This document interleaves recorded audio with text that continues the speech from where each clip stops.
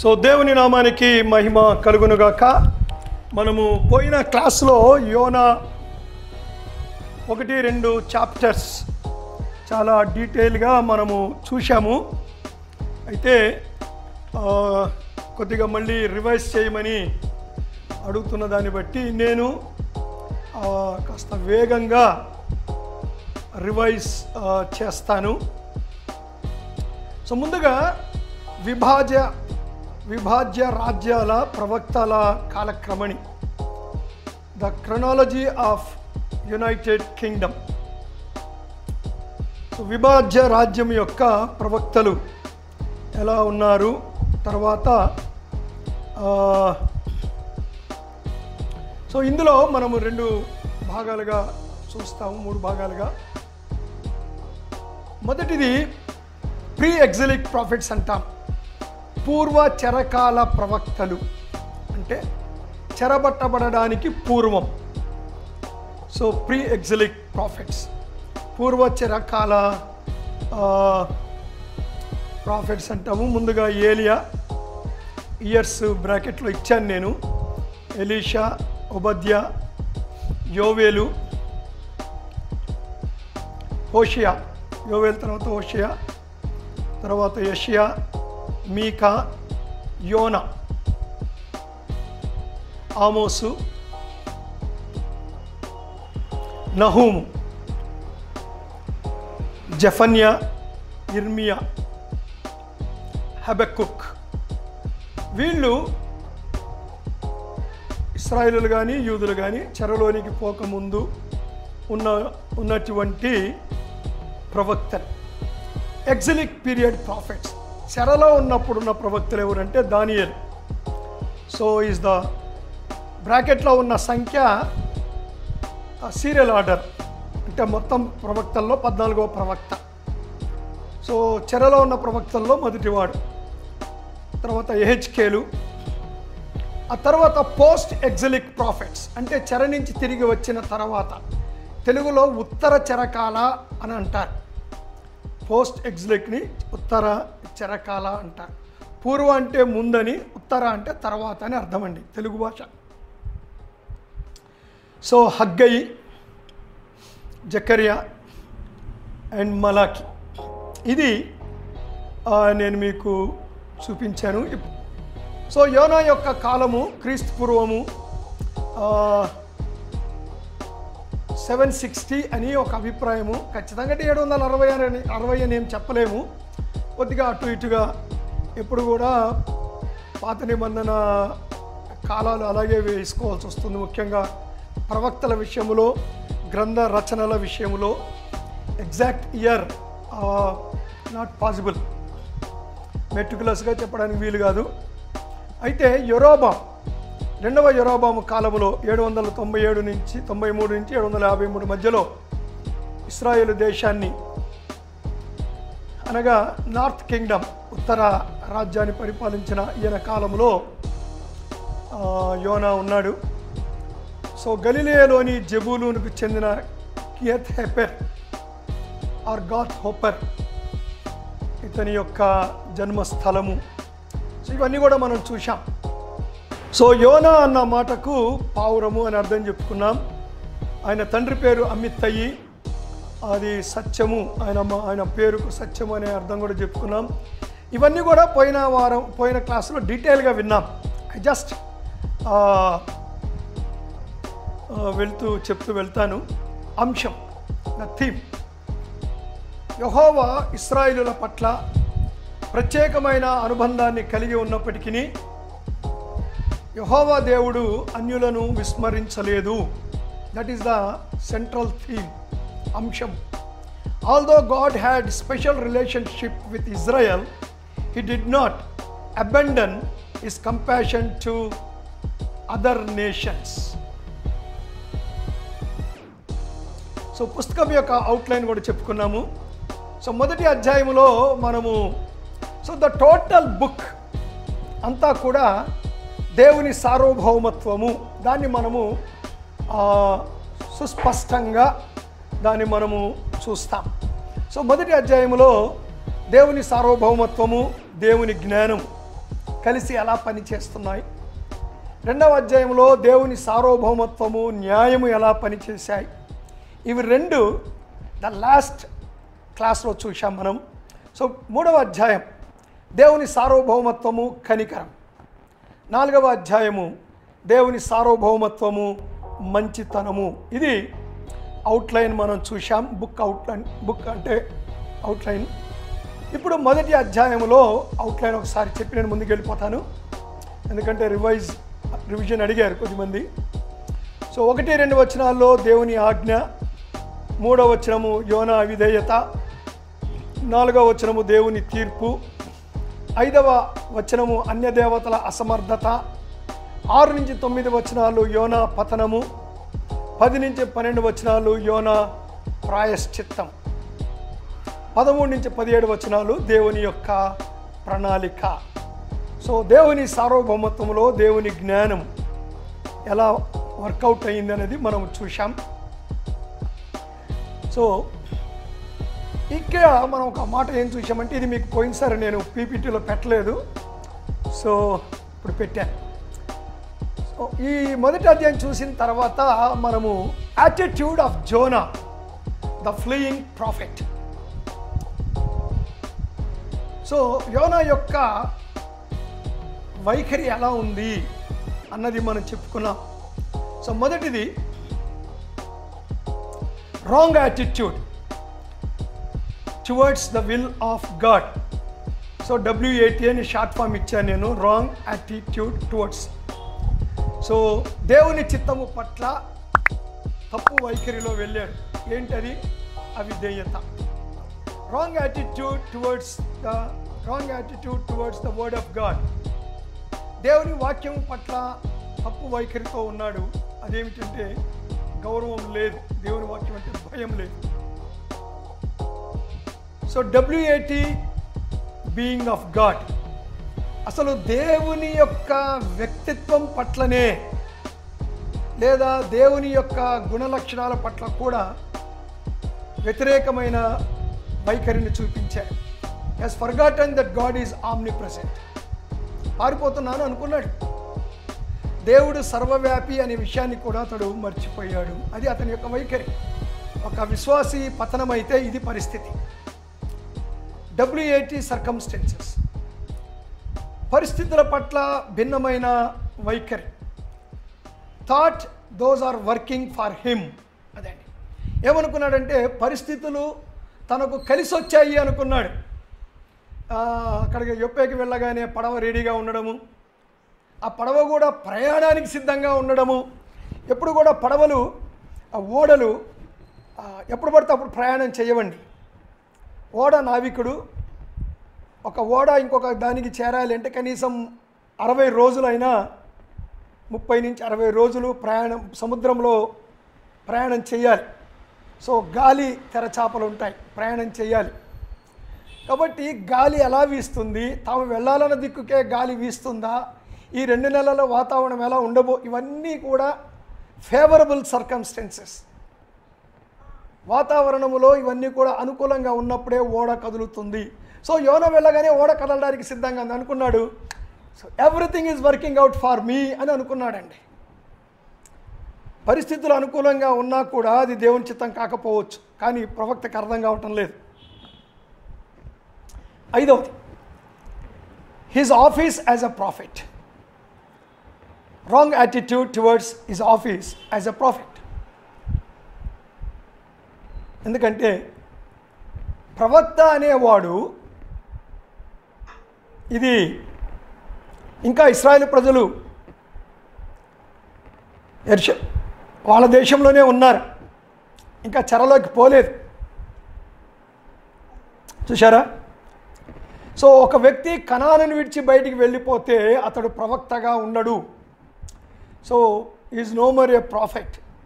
అంటే అతను అసలు తాను ఎందుకు పిలువబడ్డాడో అన్న దాని గురించి కూడా తప్పు వైఖరిలో వెళ్ళిపోయాడు. 6వ తప్పు వైఖరి టువర్డ్స్ జెంటైల్స్, అన్యుల పట్ల. No concern for their salvation.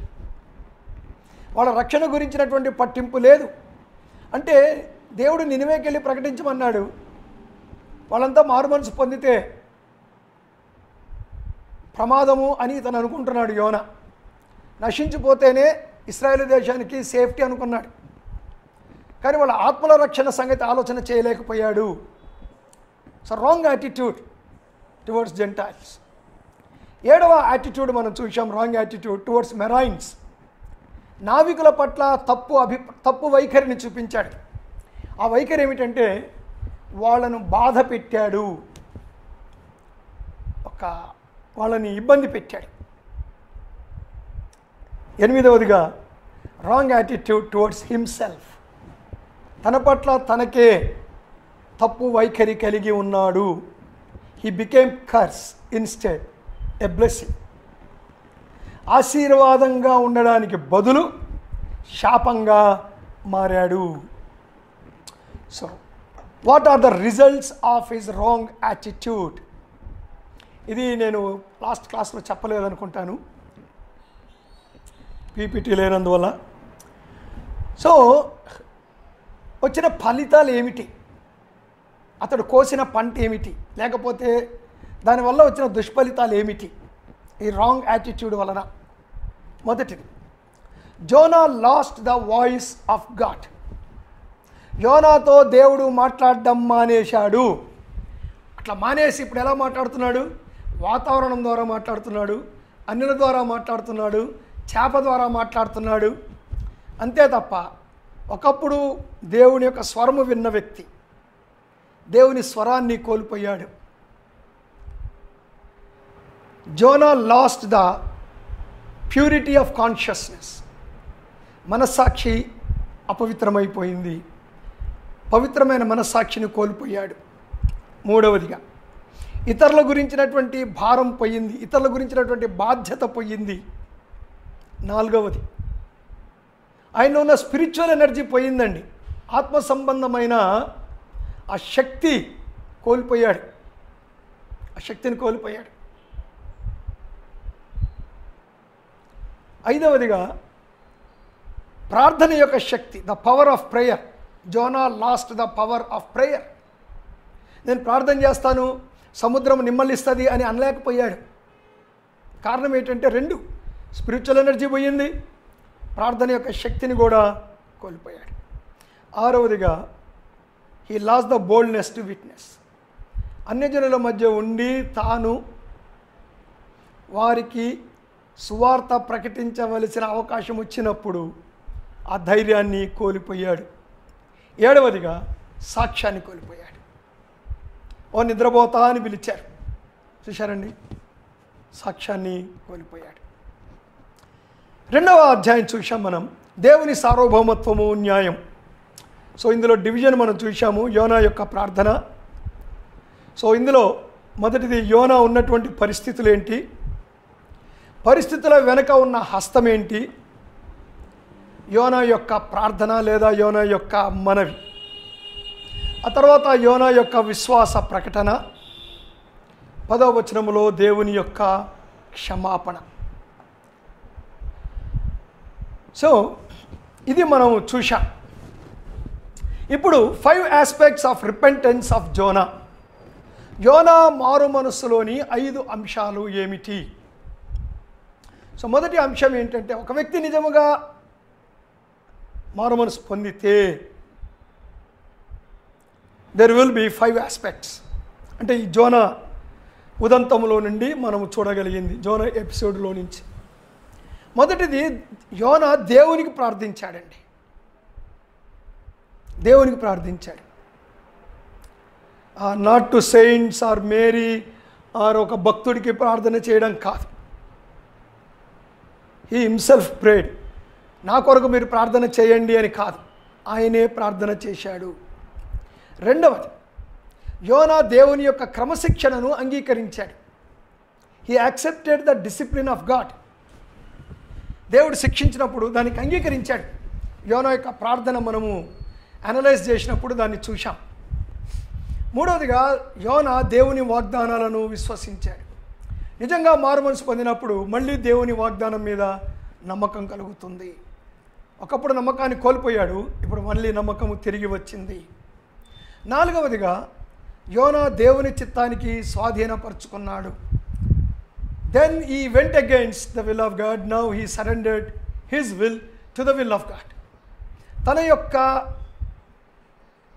చిత్తాన్ని దేవుని చిత్తానికి స్వాధీనపరుచుకున్నాడు. ఐదవదిగా యోనా కృతజ్ఞతతో బలులు అర్పించాడు. The real repentance always followed by thanksgiving. కృతజ్ఞతలు బలులను అర్పించాడు. సో ఇప్పుడు ఈ 2వ అధ్యాయం నుంచి మనము నేర్చుకోగలిగే పాఠాలు ఏమిటి? నెంబర్ 1, పాపము మూసివేసిన నోటిని శ్రమ తెరిచింది. అదండి.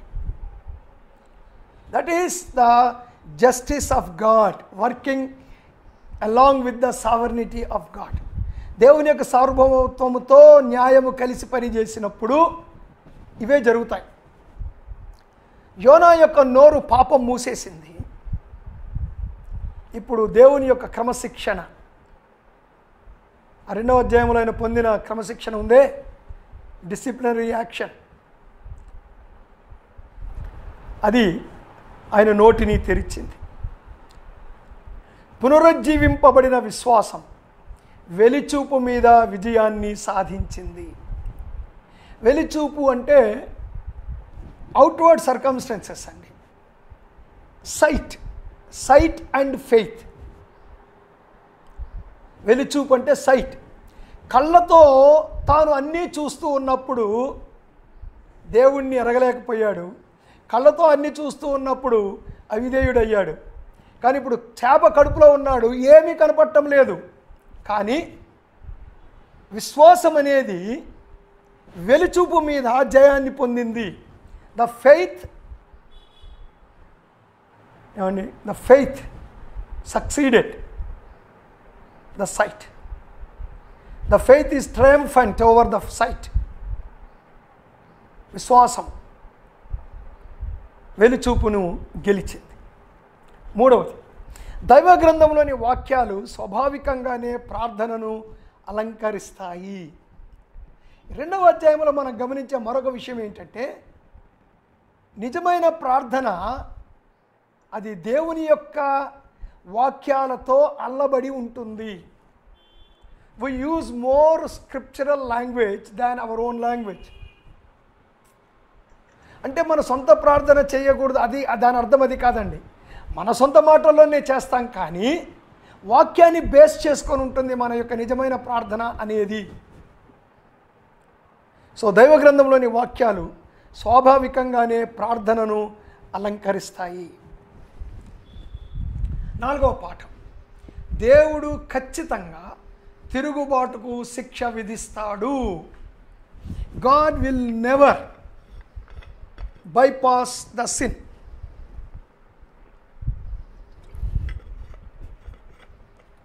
తప్పకుండా డిసిప్లిన్ చేస్తాడు దేవుడు.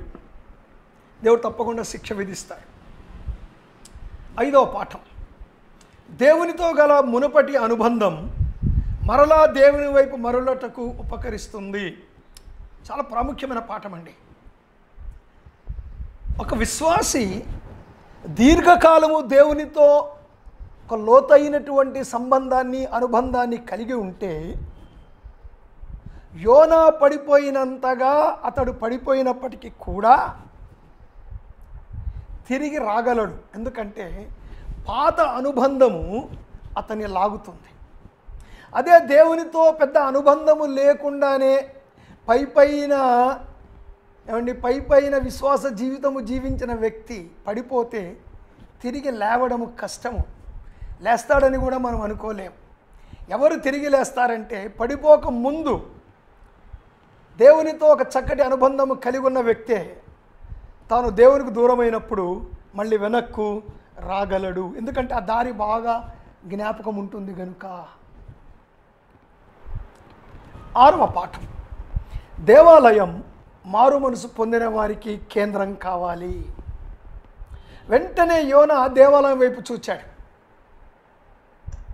వెంటనే బలులు అర్పిస్తానన్నాడు. బలులు ఎక్కడ అర్పించాలి? ఏమండి, నినివే పట్టణంలోనా? కాదు, దేవాలయానికి వెళ్ళే. సో ఒక వ్యక్తి తిరిగి లేస్తే మళ్ళీ సంఘంతో చేరతాడు, సంఘములో యాక్టివ్గా ఉంటాడు. అది నిజంగా తిరిగి వచ్చాడు అనడానికి నిదర్శనం అండి. ఇది నేను మీకు పోయిన వారం ఇవ్వలేకపోయాను. సో యోనా ప్రార్థన కీర్తనలతో నింపబడి ఉన్నది. సో ఆయన ప్రార్థన అంతా కూడా దేవుని యొక్క వాక్యం చేత అలంకరించబడింది. నేను మీకు మొదటి క్లాస్లోనే చెప్పాను, యోనా ఈ వాజ్ ఎ సాల్టర్. సాల్టర్ అంటే కీర్తనలు పాడేవాడు దేవాలయంలో. చూడండి 2వ అధ్యాయము 2వ వచనం మొదటి భాగంలో కీర్తన 3, 4, 121. అలాగే 2వ అధ్యాయము 2b 18, 45, 33. So I'm not going to read all of this. మీకు ఈ పీపీటీ ఉంటుంది కనుక మీరు తర్వాత అయినా నోట్ చేసుకోవచ్చు. తొందర పడకండి, తప్పులు రాసుకోవద్దు. ఆల్టుగెదర్ ఒకసారి చూడండి, లెక్క పెట్టండి. 1, 2, 3, 4, 5, 6, 7, 8, 9, 10, 11, 12, 13, 14, 15, 16, 17, 18, 19, 20, 21, 22, 23 కీర్తనల వాక్యాలను తన చిన్న ప్రార్థనలో ఈ కోటెడ్ ఇట్. 1, 2, 3, 4, 5, 6, 7, 8 వచనాల్లో 23 కీర్తనల వాక్యాలు కోట్ చేశాడు. అంటే అసలు ఒక మాట అండి, తిమింగలం కడుపులో ఉండి, చేప కడుపులో ఉండి అసలు ఆయన ఉన్న పరిస్థితులు ఏంటి, అలాంటి పరిస్థితుల్లో ప్రార్థన చేయగలగడం ఏంటి, ఆ ప్రార్థన ఇంతగా కీర్తనల గ్రంథంలోని కీర్తనల చేత అది అలంకరించబడి ఉండడం ఏంటి. That shows Jonah's relationship with the word of God. దేవుని యొక్క వాక్యము యోనా యొక్క నరాన నిండిపోయి ఉన్నది. So here are two lessons. మొదటి పాఠం, బాగా వాక్యము తెలిసింది కనుక నేను పడిపోను అని అనుకోవడానికి వీలు లేదు.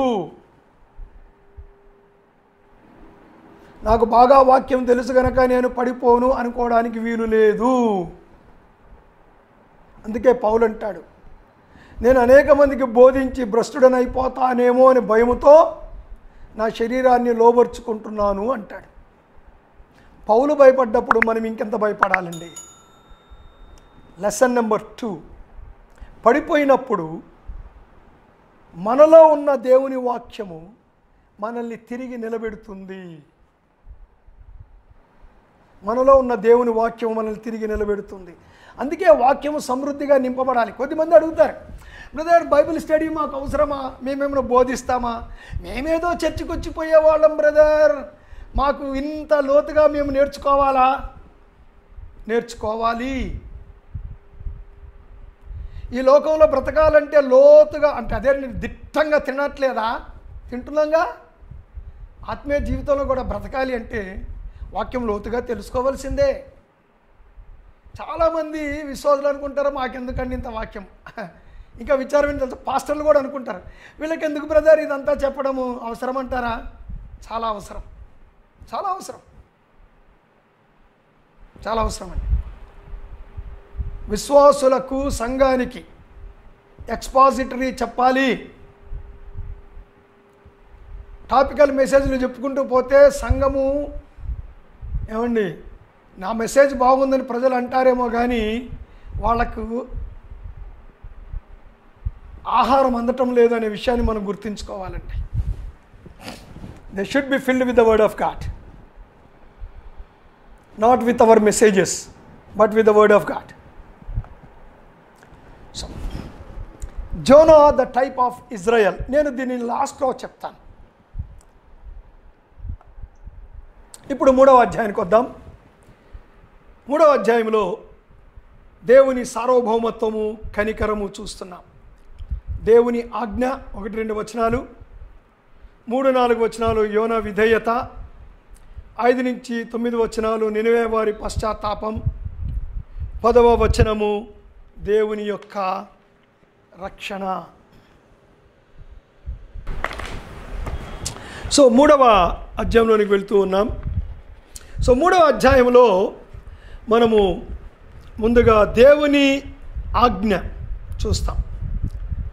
అంతటా యెహోవా వాక్కు 1-2 వచనాలు. 2వ మారు యోనాకు ప్రత్యక్షమై సెలవిచ్చినదేమనగా, నీవు లేచి నినివే మహాపురమునకు పోయి నేను నీకు తెలియజేయు సమాచారము దానికి ప్రకటన చేయుము. సో దేవుని యొక్క స్వరాన్ని కోల్పోయాడు యోనా. ఎప్పుడైతే అతడు తిరిగి సరిచేయబడ్డాడో, మారుమనసు పొందాడో, ఇక్కడ మారుమనసు పొందడం అంటే మన భాషలో రక్షణ పొందడం గురించి మాట్లాడడం లేదండి. రిపెంటెన్స్. తిరిగి దేవుని వైపు తిరిగాడు, మళ్ళీ దేవుడు మాట్లాడాడు. ఇక్కడ గమనించండి, 2వ మారు. God is the God of second opportunity. Remember, God is God of second opportunity. మనము పడిపోయినప్పుడు దేవుడు యోనాను, దేవనాయకును పనికిరావు పో, ఇంకా చాలామంది ఉన్నారు, ఇంకా చాలామంది ఉన్నారయ్యా, వాళ్ళలో ఇంకొకరు పంపిస్తాను నేను అని అనలేదండి. అదే యోనాను ఇన్ హీ సావర్నిటీ, ఆయన కనికరములో తీసుకొచ్చి మళ్ళీ మరొక అవకాశం నినివేకు పోవడానికి, నినివేలో ప్రకటించడానికి మరొక అవకాశాన్ని దేవుడు ఇస్తూ ఉన్నాడు. వీళ్ళారా, మనం ఒక విషయం నేర్చుకోవాలండి. మనం ఇతరులకు 2వ ఆపర్చునిటీ ఇవ్వడం నేర్చుకోవాలి. బ్రదర్ ఆడు పనికి మాలినోడు, బ్రదర్ ఏం లాభం లేదు. దేవుడు నీ గురించి నా గురించి లాభం లేదనుకుంటే ఈసారికి దేవుడు కొన్ని 1000 సార్లు అయినా లాభం లేదనుకుని ఉండేవాడేమో. ఏమండి, ఇతరులను మనం ఈజీగా వాడెంత వేస్ట్ అండి, 2-3 సార్లు చూశాను బ్రదర్, కాదండి. నా పట్ల తప్పు చేశాడు, I give you second opportunity. 2వ తప్పు చేశాడు, గివ్ 3rd ఆపర్చునిటీ. 3వ తప్పు చేశాడు, గివ్ 4th ఆపర్చునిటీ. ఎందుకండి దేవుడు ఇవ్వట్లేదా మాటిమాటికి మనకు ఆపర్చునిటీస్?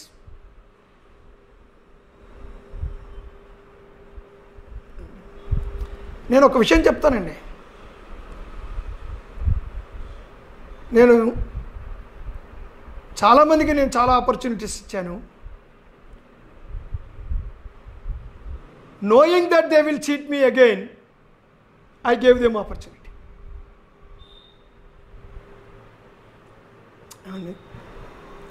ఒకసారి ఒక బ్రదర్ అన్నాడు, ఒక పాస్టర్ గారు, జోషి బ్రదర్ మీకు ఇంకా బుద్ధి రాలేదా అన్నాడు. అన్నాను, బ్రదర్ నాకు బుద్ధి వచ్చిందా రాలేదా, వస్తుందా రాదా is not the question brother. As long as God is merciful to me, I realize I must be merciful to others. That's all brother. నాకు బుద్ధి వచ్చిందా బుద్ధి రాలేదా, నాకు సిగ్గుందా నాకు సిగ్గు లేదా, వాడు మంచోడు కాదా, నాకు అవసరం లేదు. దేవుడు నా పట్ల కనికరం చూపించినంత కాలము ఇతరుల పట్ల నేను కనికరం చూపించాలి. That is all. That is my way. ఎందుకో తెలుసా, నేను చాలా మంచోడిని కాబట్టి కాదండి, నేనెవరో నాకు బాగా తెలుసు. ఎప్పటికైనా పడిపోతానేమో అన్న భయం ఉన్నవాడిని. నేను కనికరం చూపించకపోతే దేవుడు నా మీద కనికర పడడేమో అని ఒక చిన్న స్వార్థం brother. Nothing goodness in. I'm not doing because of the good, it is because of selfishness. I want the grace of God more and more. That's all. This is the big lesson we need to learn from this 3rd chapter. So దేవుడు అంటున్నాడు, నీవు లేచి మహాపురమునకు పోయి నేను నీకు తెలియజేయు సమాచారము దానికి ప్రకటన చేయుము. తెలుగులో మాటలు సరిగ్గా లేవు కానీ ఇంగ్లీష్లో బాగుంటాయండి. 1వ అధ్యాయంలో దేవుడు అంటాడు ప్రీచ్ అగైన్స్ ద నినివే అంటాడు. 3వ అధ్యాయంలో ప్రొక్లైమ్ టు ఇట్ అంటాడు. మొదటేమో ప్రీచ్ అగైన్స్ట్ ఇట్, ఇప్పుడంటాడు ప్రొక్లైమ్ టు ఇట్. అప్పుడు దానికి విరోధంగా ప్రకటించన్నాడు. ఇప్పుడు వాళ్ళు మారుమనసు పొందుతారయ్యా, ఆ సంగతి నాకు తెలుసు, ఎందుకంటే నేను వారిని జగత్ పునాది వేయబడక మునిపే ఏర్పరచుకున్నాను. ఈ తరాన్ని, ఆ పర్టికులర్ తరాన్ని సో నువ్వు వెళ్ళి ప్రకటించు అని అంటా ఉన్నాడు దేవుడు.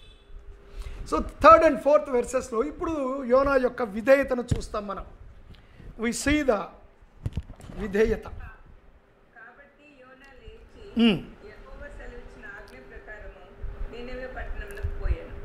నీనెవే పట్టణము దేవుని దృష్టికి గొప్పదై 3 దినముల ప్రయాణమంత పరిమాణం గల పట్టణం. యోనా ఆ పట్టణంలో 1 దిన ప్రయాణమంత దూరం సంచరించుచు ఇక 40 దినములకు నీనెవే పట్టణము నాశనమగునని ప్రకటన చేయగా. సో ఇక్కడ యోనా విధేయత చూపించాడు, ప్రకటించాడు. యోనా ఇది అసలు అనుకుంటానండి shortest message ever preached. The same message repeated several times. చెప్పిందే చెప్పాడండి. కొత్త మెసేజ్ ఏమీ లేదు. ఇంత షార్ట్ మెసేజ్ బహుశా ఎవరు ఇచ్చి ఉండకపోవచ్చు. And this has the greatest result. బహుశా ఇంతమంది రిపెంట్ అయిన గొప్ప ప్రసంగికుడు ఎవరు ఉండకపోవచ్చు. బహుశా ఒక వ్యక్తి తన పెద్ద ప్రీచర్, అంటే నేను ఈ దొంగ బోధకుల గురించి మాట్లాడడం లేదండి, యథార్థమైన సువార్థికుల గురించే మాట్లాడుతున్నాను. వాళ్ళు జీవితకాలం అంతా రక్షణలోనికి నడిపించిన ఆత్మల కంటే ఎక్కువ మందిని యోనా ఈ ప్రసంగం నడిపించినట్లుగా మనం అర్థం చేసుకోవచ్చు. That is what is the sovereignty of God working along with the mercy of God. దేవుని యొక్క కనికరము, దేవుని యొక్క సార్వభౌమత్వం కలగలిపితే రిజల్ట్ ఇలా ఉంటుందండి. రిజల్ట్ ఇలా ఉంటుంది. న్యాయము సార్వభౌమత్వము కలిస్తే 2వ అధ్యాయం ఉందే, అది దాని result. Wonderful.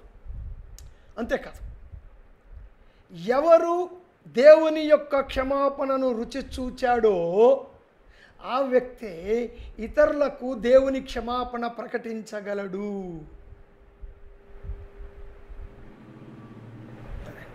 That's important. So he only can take the message of forgiveness. ఈ రోజుల్లో చాలామంది పాప పశ్చాత్తాపాన్ని గురించినటువంటి మెసేజ్ ఇవ్వలేకపోతున్నారు. ఎందుకంటే they themselves never experienced the forgiveness of God. వాళ్ళు ఏకాడికి ఆశీర్వాదాలు, స్వస్థతలు ఇవే మాట్లాడుతున్నారే తప్ప, నువ్వు పాపం చేసావు, నరకానికి పోతావు, పశ్చాత్తాపడు, పాపాలు ఒప్పుకో, ఏడ్చు, దుఃఖపడు, దేవుని కాళ్ళు పట్టుకో, దేవుడు నీకు ఇల్లు కట్టిస్తాడు. అది చివరికి. ఏడువు, దుఃఖపడు, దేవుడిని అడుగు, దేవుడు నీ అప్పులు తీరుస్తాడు. అంతే తప్ప ఏడువు, దుఃఖపడు, పాపాలు ఒప్పుకో, దేవుడు నిన్ను క్షమిస్తాడు లేదండి ఆ మెసేజ్లు. Because they themselves have not tested the forgiveness of God. That is the problem with this so called preachers. So అప్పుడు 40 దినములు అన్నాడు. ప్రియులారా, 40 అంటే మనం ఎగ్జాక్ట్గా 40 days కౌంట్ చేసే అవసరం లేదు. ఎందుకంటే పాత నిబంధన గ్రంథములో 40 అనేది it is the number of probation.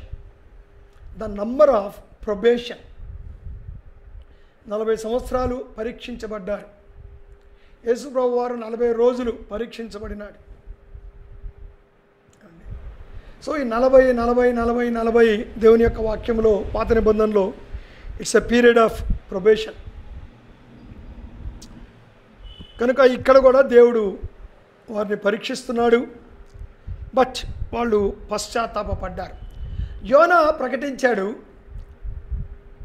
యోనా ఏ భాషలో ప్రకటించాడో ఏమండి, అష్షూరీయులకు హెబ్రీ భాష వచ్చు.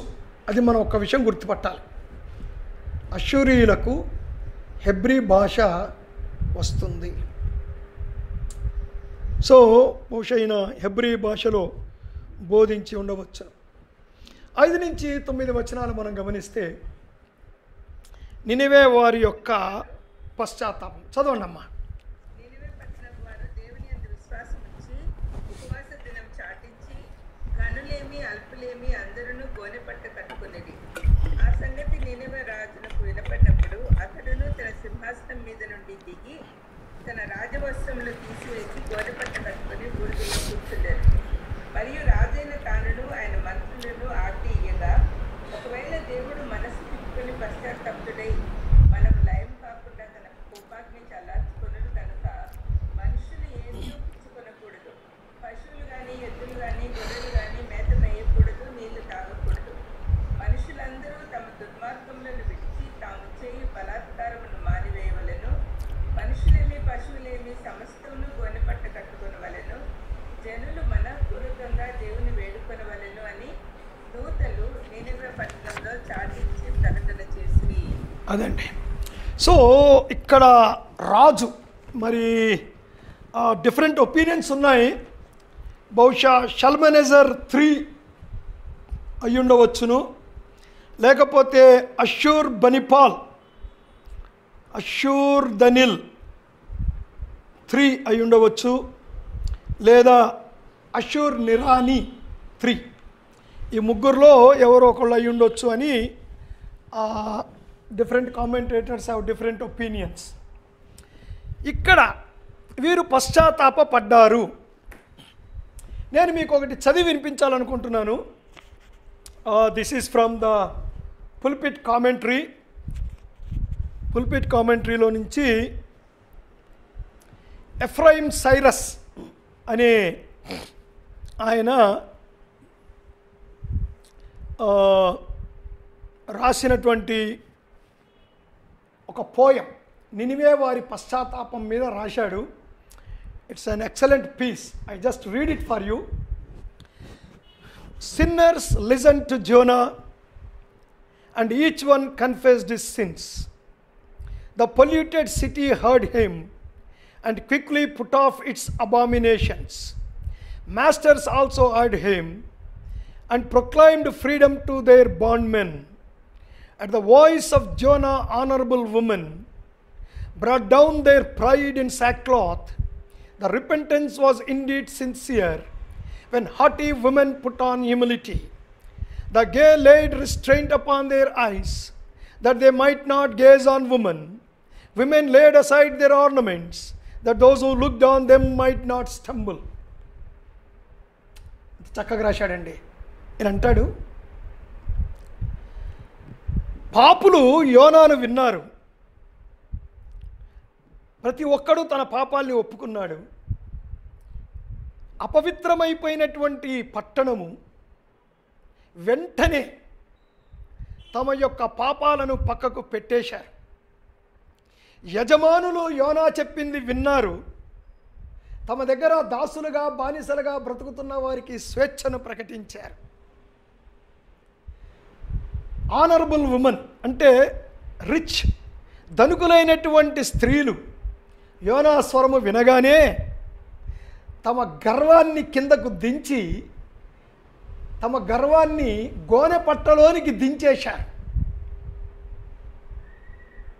వారి యొక్క పశ్చాత్తాపము యథార్థమైంది.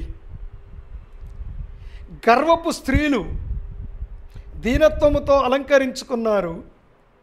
వ్యభిచారపు చూపులు గన ఉన్నవాళ్ళు తమ కళ్ళను నియంత్రించుకొని స్త్రీల వైపు చూడడం మానేశారు. ఇతరులను ఆకర్షించడానికి అలంకరించుకునే స్త్రీలు ఇతరులు తమను చూచి పడిపోకుండా ఉండేటట్లుగా తమ యొక్క చూపులను వైఖరులను మార్చుకున్నారు. ఏమండి, ఎంత చక్కగా ఎఫ్రాయిమ్ సైరస్ రాస్తాడు. అంతేకాదు ఈ ఎఫ్రాయిమ్ సైరస్ ఇంకా కొద్దిగా రాస్తాడు. ఆయన ఏమంటాడంటే, the children inquired while weeping.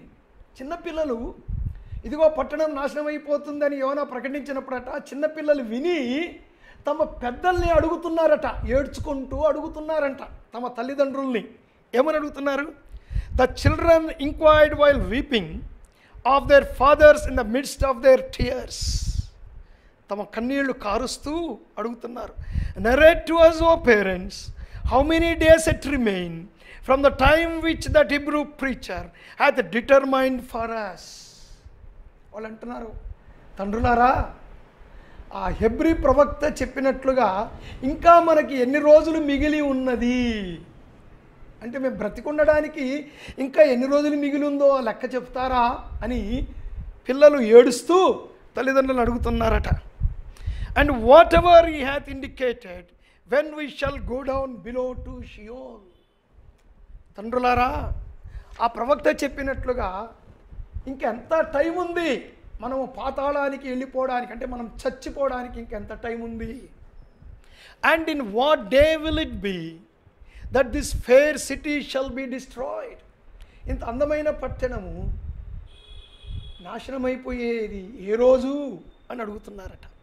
And further, when will the last day be after which we shall not exist.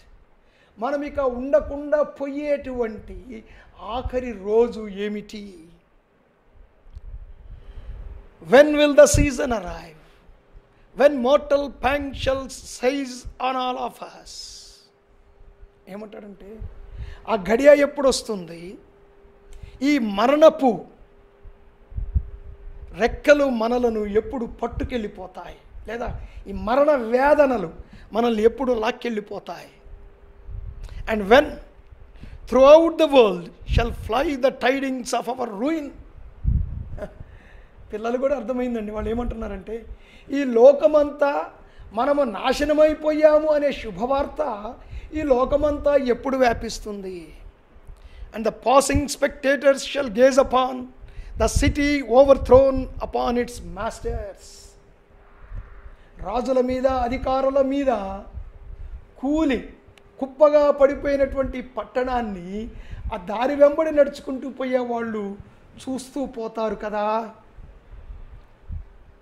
When the parents listen to these things, ఎప్పుడైతే తల్లిదండ్రులు ఇవి విన్నారో, from the mouth of their little ones, తమ చిన్న బిడ్డల నోటిలోంచి విన్నప్పుడు, their tears most bitterly overflowed and suffuse their children. ఆ యొక్క చేదైన కన్నీరు కారి వారి పిల్లల్ని తడిపేశాయి. And dropped at the same time on the persons of the speakers and the hearers. And the fathers were not able to find utterance through sighing, for their grief had closed up the straight path of words, and their speech was interrupted by the weeping of their beloved ones. దుఃఖముతో కన్నీటితో వాళ్ళ నోళ్ళు మూతలు పడ్డాయి. వాళ్ళ మూలుగులు వాళ్ళని మాట్లాడనివ్వటం లేదు. వాళ్ళ ఇష్టమైనటువంటి వారు ఏడుస్తూ ఉంటే వారి యొక్క మాటలు వారి ఏడుపులతో ఇంటరప్ట్ అవుతూ వెళ్ళాయి. And what a wonderful narration of the repentance. Nineveh పట్టణం యొక్క పరిస్థితి ఎంత అద్భుతంగా ఈ వ్యక్తి రాశాడో. ఇక దీని మీద నేను చెప్పేది ఏమీ లేదండి. I have already red you the wonderful exposition.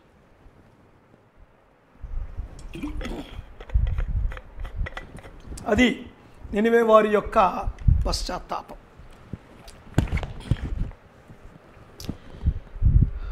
పదవ వచనములో దేవుని యొక్క రక్షణ.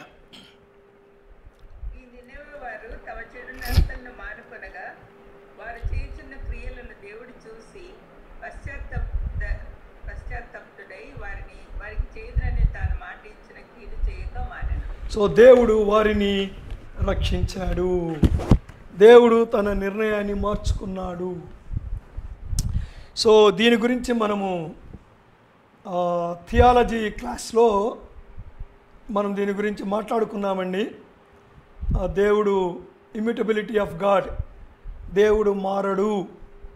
సో దేవుడు నరుడు కాడు పశ్చాత్తాపపడడానికి అన్నదాని థియాలజీ ఆలోచన చేశాం కనుక అది ఇప్పుడు నేనేమి ఇక్కడ ఎక్స్ప్లెయిన్ చేయడం లేదు.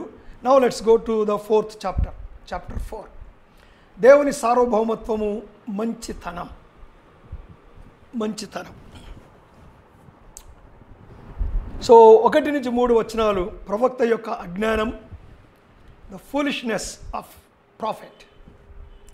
4 నుంచి 8 వచనాలు దేవుని యొక్క గుణపాఠం. 9 నుంచి 11 వచనాలు దేవుని మంచితనం. సో అగైన్ ఈ చాప్టర్లో దేవుని సార్వభౌమత్వము, దేవుని మంచితనము కలిసి పనిచేయడం చూస్తూ ఉన్నాం. సో ఇక్కడ ప్రవక్త యొక్క అజ్ఞానం. అమ్మ చదవండి మొదటి 3 వచనాలు. యోనా దీన్ని చూసి బహు చింతాక్రాంతుడై కోపగించుకుని, యెహోవా, నేను నా దేశమందుండగా ఇట్లు జరుగునని నేను అనుకుంటుని కదా, అందువల్లనే నువ్వు కటాక్షమును జాలియును బహు శాంతమును అత్యంత కృపయు గల దేవుడవై ఉండి పశ్చాత్తాపపడి కీడు చేయక మానదువని నేను తెలుసుకొని దానికి ముందుగానే తర్షీషుకు పారిపోతుంది. నేను ఇక బ్రతుకుట కంటే చచ్చుట మేలు. యెహోవా నన్ను ఇక బతుకుని యొక్క చంపమని యెహోవాకు మనవి చేశాను. సో ఇక్కడ మనము యోనా విషయం మనం గమనిస్తే,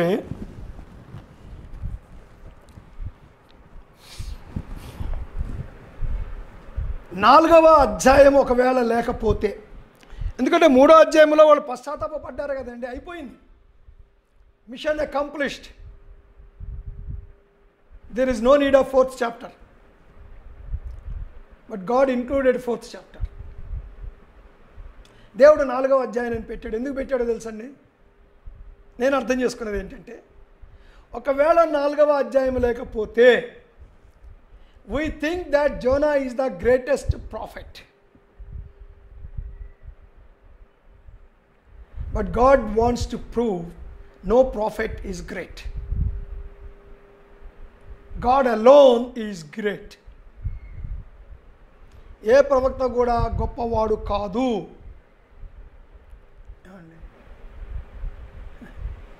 ఒక మాట చెప్పమంటారా? God takes pleasure in humbling his servants. కొద్దిమంది చెప్తున్నారు God takes pleasure in exalting the servants of him. నిజమే, తమ సేవకుల్ని హెచ్చించడం దేవునికి ఇష్టమే. But is more happy in humbling his servants. By doing that, he is exalted. God is obsessed of him. That what John Piper ఒక బుక్లో రాస్తాడు. God is obsessed of himself. ఎవరిని కూడా దేవుడు హెచ్చించడండి. God humbles whom he loves. దేవుడు తాను ప్రేమించే వారిని తగ్గిస్తాడు. బాగా అర్థం చేసుకోవాలండి. If I am not respected, నాకు గౌరవం రాకపోతే, నాకు మర్యాద దొరకకపోతే అర్థం చేసుకోవాలి, God is humbling me so that I may not lose my reward. నా బహుమతి నేను పోగొట్టుకోకుండా ఉండడం కొరకే దేవుడు నన్ను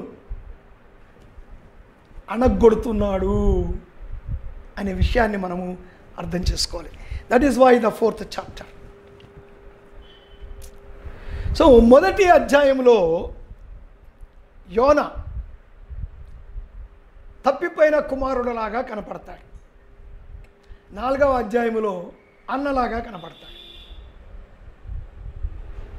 so in 1st chapter Jonah plays the role of prodigal son. In 4th chapter he plays the role of elder brother. ఇంకా దాని మీద నేను పెద్ద క్లారిటీ ఇచ్చే అవసరం లేదనుకుంటాను. అంటే తప్పిపోయిన కుమారుడులాగా మొదటి అధ్యాయంలో కనపడతాడు, అన్నలాగా 4వ అధ్యాయంలో కనపడతాడు. యోనా కొరకే ఉపయోగపడేది ఒక విషయం ఉంది ఇక్కడ. 4వ అధ్యాయం లేకపోతే ఏమవుతుందంటే, బహుశా మనమంతా యోనా గొప్ప ప్రవక్త అని మనం అనుకునే ప్రమాదం ఉంది కనుక 4వ అధ్యాయం ఉందన్న. అయితే ఆ రోజుల్లో ఏం జరిగి ఉండేదంటే, ఇశ్రాయేలు ప్రజల యొక్క ఫారిన్ పాలసీని అనుసరించి, వారి యొక్క విదేశాంగ విధానాన్ని బట్టి అషూరీయులు శత్రువులు, వాళ్ళు చనిపోవాలి, వాళ్ళు నాశనం అవ్వాలి. ఇప్పుడు యోనా వెళ్ళి వాళ్ళకు ప్రకటించినందుకు, వాళ్ళంతా పశ్చాత్తాపడ్డందుకు దేవుని శిక్ష వాళ్ళ మీదకి రాలేదు కనుక యోనా ఒక దేశద్రోహిగా కనపడతాడు. 4వ అధ్యాయం లేకపోతే, 4వ అధ్యాయం లేకపోతే the people of Israel may treat Jonah as a traitor, దేశద్రోహిగా వాళ్ళు భావించి. అందుకే 4వ అధ్యాయంలో దేవుడు అన్నాడు, యోనా వద్దనడము, యోనా పశ్చాత్తాపడ్డము, యోనా అలగడము, సో ఇదంతా కూడా యోనా ట్రేటర్ కాదు, దేవుడే తన కృపను బట్టి తన మంచితనాన్ని బట్టి కార్యం చేశాడనే విషయం మనకు అర్థమవుతుంది. That is why the 4th chapter. చూశారా? ఇంకొక విషయం ఏంటో తెలుసండి, ఇక్కడ అంటున్నాడు యోనా, యెహోవా నేను నా దేశమందుండగా ఇట్లు జరుగునని నీవు కటాక్షము, జాలి, బహుశాంతము, అత్యంత కృపగల దేవుడవై ఉండి. అబ్బా, ఈ మాట చెప్తున్నాడండి. ఇది నిర్గమ 34, 6, 7 వచనాల్లో, సంఖ్యాకాండము 14, 18, నెహెమ్యా 9, 17, కీర్తన 86, 15, 103, 8, 145, 8, యోవేలు 2, 10, ఇన్ని చోట్ల ఈ మాట వాడబడింది. ఇది హెసెద్ అనే హెబ్రీ పదం.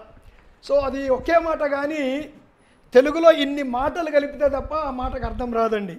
కటాక్షము, జాలి, బహుశాంతము, అత్యంత కృప, దీర్ఘశాంతము, ఇన్ని కలిపి నువ్వు ఇవన్నీ ఉన్నవాడవు అని నాకు తెలుసు కనుక నేను పారిపోయాను అంటున్నాడు.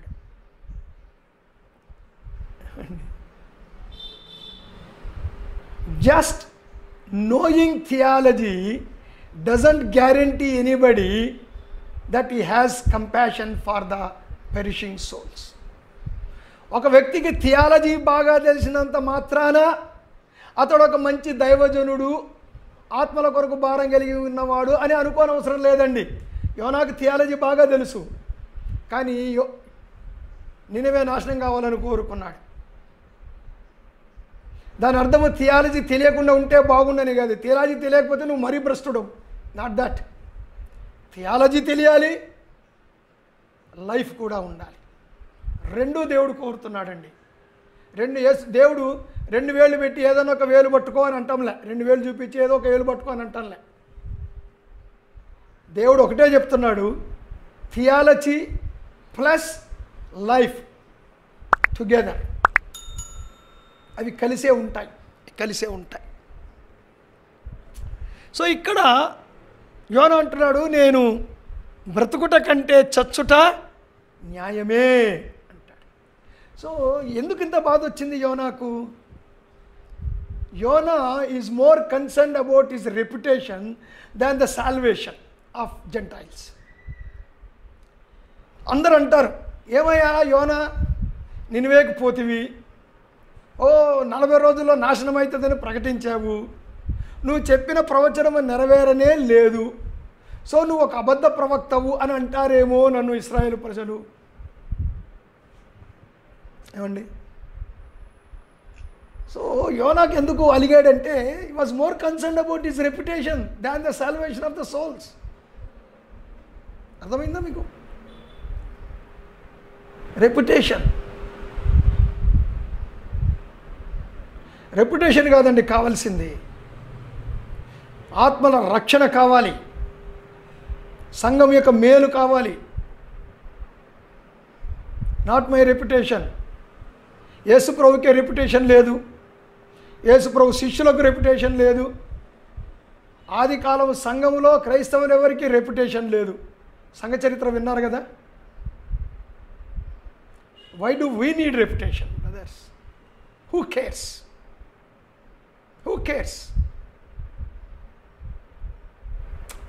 అవసరం లేదండి. ఎవడు మనల్ని పొగిడే అవసరం లేదు, ఎవడు మనల్ని గొప్పడనే అవసరం లేదు, ఎవరిని మనం మంచోడనే అవసరం లేదు, ఎవరు ఇతనికి బాగా వాక్యం తెలుసనే అవసరం లేదు, ఎవరు ఇతడు అదొడు ఇది అనే అవసరం లేదు.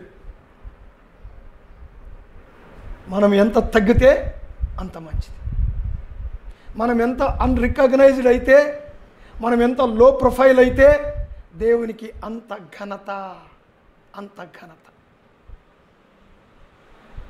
We need to understand this.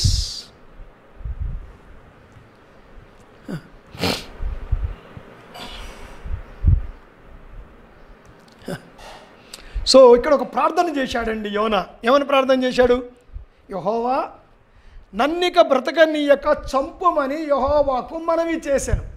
2వ అధ్యాయంలో కూడా మనవి చేశాను, ఇక్కడ కూడా మనవి చేశాను. తేడా గమనించారా? Jonah prayed the best prayer in worst place and he prayed the worst prayer in a best place.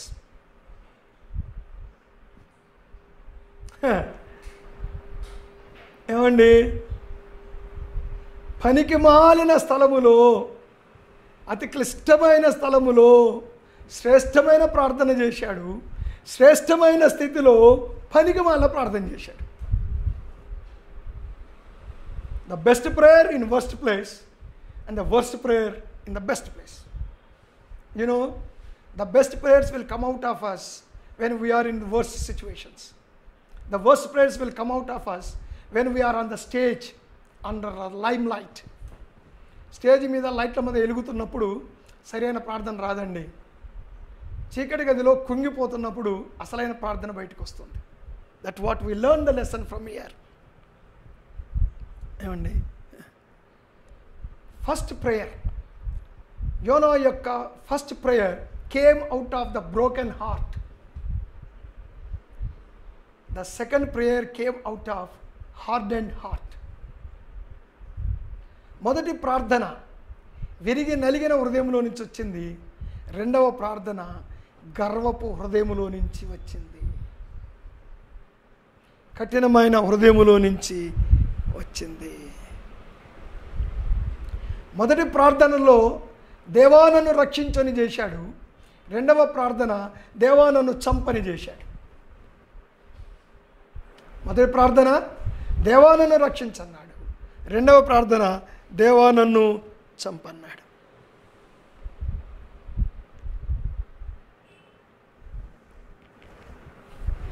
So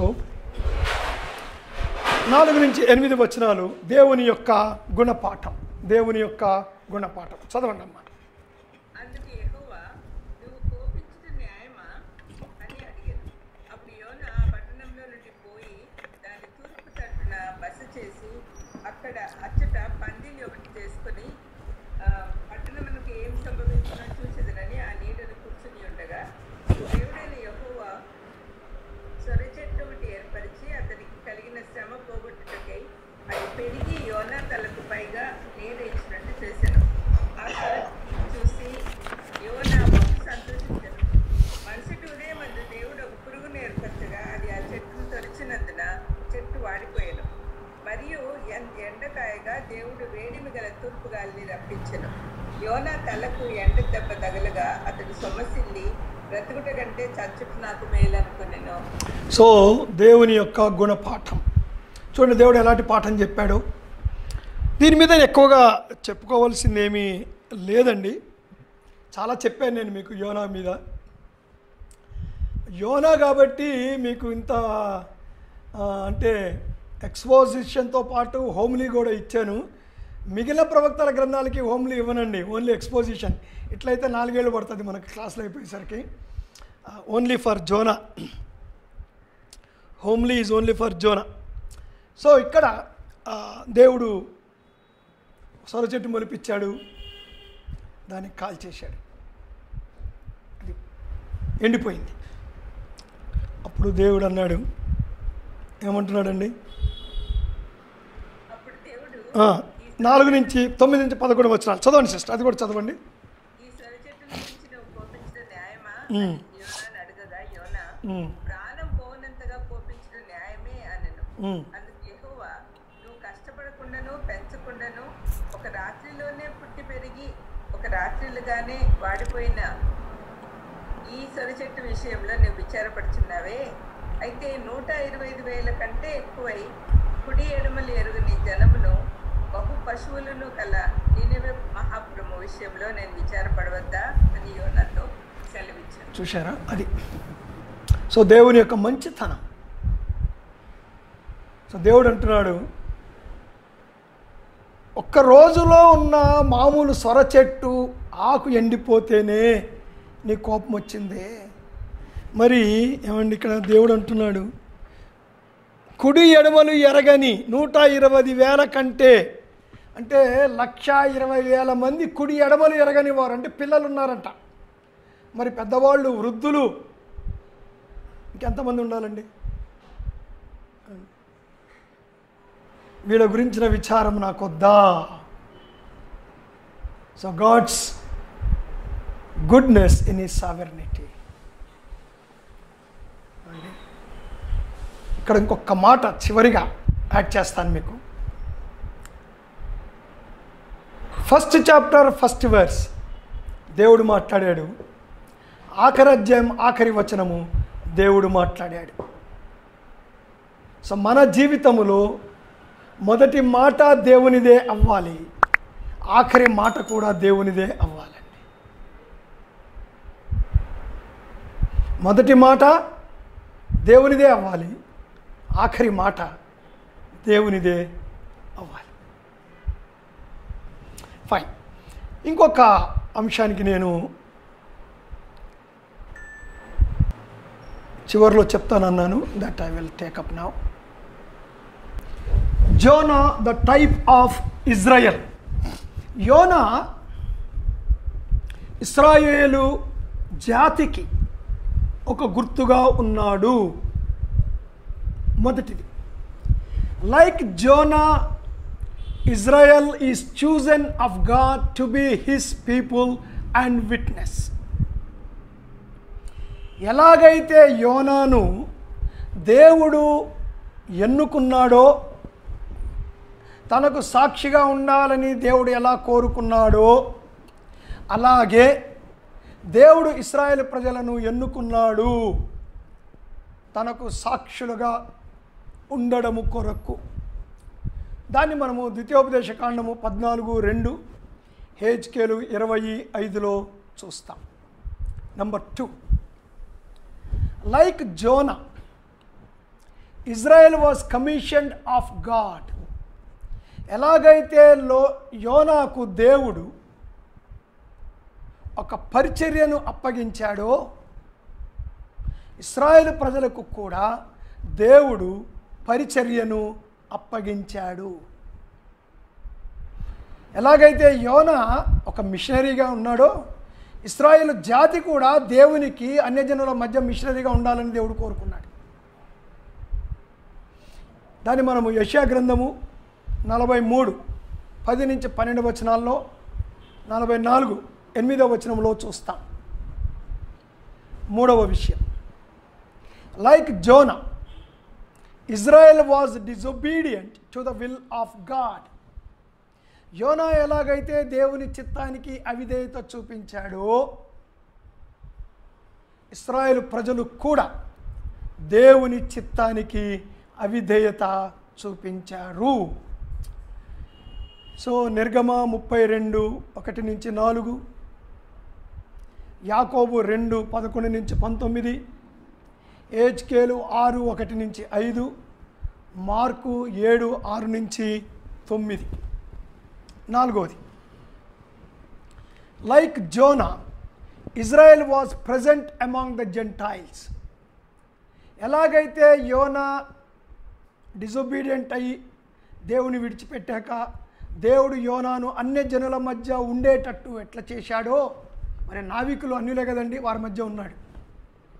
అలాగే ఇశ్రాయేలు ప్రజలు దేవునికి అవిధేయులైనప్పుడు దేవుడు వారిని అన్యజనుల మధ్యకు పంపించాడు. ద్వితీయోపదేశ కాండము 4:27, Ezra 12:15. 5, like Jonah, when Israel is among the Gentiles came to know the knowledge of God. ఎలాగైతే యోనా అన్యజనుల మధ్య ఉన్నప్పుడు మరలా దేవుని తట్టు ఎలా తిరిగాడో, ఇశ్రాయేలు ప్రజలు అన్యుల మధ్యకు చెదరిపోయిన తర్వాత అన్యుల మధ్య ఉండగానే వారు దేవుని వైపు తిరుగుతారు. రోమా 11:11లో దాని గురించి చదువుతాం.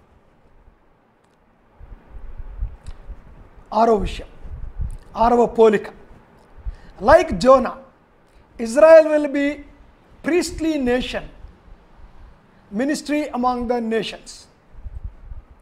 సో యోనా ఎలాగైతే అన్యజనుల మధ్య యాజక ధర్మము అంటే బోధించే పని చేశాడో, అన్యుల మధ్య ఉన్నప్పుడు, నినివేకి వెళ్ళి నినివే వారి మధ్యలో ఉన్నప్పుడు ఎలాగా వారికి బోధ చేశాడో, ఇశ్రాయేలు ప్రజలు కూడా అన్యజనుల మధ్య ఉన్నప్పుడు సువార్త ప్రకటిస్తారు. దీన్ని మనము ప్రకటన గ్రంథములో చూడవచ్చు. 7వ శ్రమ కాలములో ఇశ్రాయేలు ప్రజలు ప్రభువుని తెలుసుకొని అన్యజనులకు సువార్త ప్రకటిస్తారు. యెషయా 43:10, నిర్గమ 19:5-6 చూస్తాం. 7వ విషయం, like Jonah, when Israel is obedient to God's call, men from all nations of the earth will realize that Israel is the repository of the truth of God. యోనా లాగానే ఎప్పుడైతే యోనా దేవునికి లోబడినాడో అప్పుడు యోనా యెహోవా దేవుని యొక్క సత్యాన్ని కలిగి ఉన్న వ్యక్తి అని అన్యులు గ్రహించినట్లుగా నినివే వారు గ్రహించారు కదండి. అలాగా ఇశ్రాయేలు ప్రజలు దేవుని తట్టు తిరిగినప్పుడు అన్యజనులు ఇశ్రాయేలీలు దేవుని సత్యాన్ని బోధించేవారు అని గుర్తిస్తారు. 1000 ఏండ్ల పరిపాలనలో మనం దీన్ని చూడబోతూ ఉన్నాం. జకర్యా గ్రంథము 8వ అధ్యాయము 20-23 so here I'm completing the book of Zona.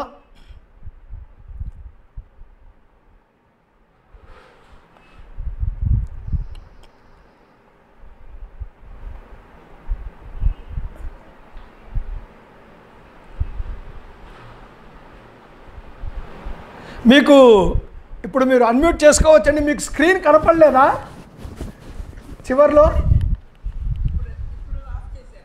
ఇప్పుడు ఆఫ్ చేశాను అంతే.